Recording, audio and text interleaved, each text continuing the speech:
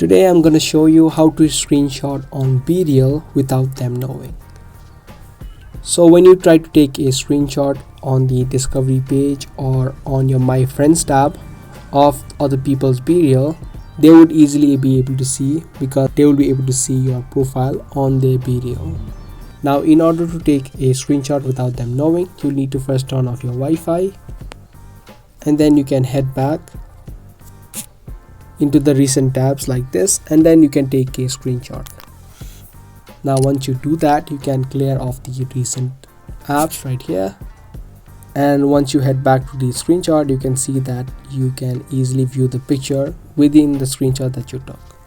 Now this way they won't be able to tell, or they won't get a notification that you screenshotted their BeReals. So I hope this video was helpful. If it was, make sure to subscribe, share and give this video a thumbs up.